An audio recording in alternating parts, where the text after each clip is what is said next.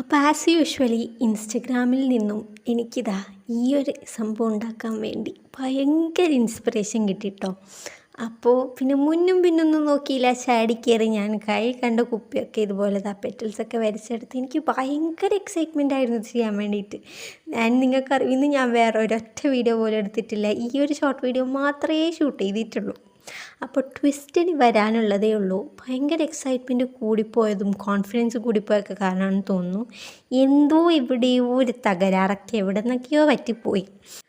മറ്റൊന്നുമല്ല, സംഭവം പ്ലാസ്റ്റിക് ആയതുകൊണ്ടും തീ എനിക്ക് പണ്ടേ ഒരു പേടിയായത് കൊണ്ടും ഒരു ചെറിയ തെറ്റുപറ്റുകൾ ആർക്കും സംഭവിക്കാമല്ലോ, അത്രേ എനിക്കും സംഭവിച്ചുള്ളൂ.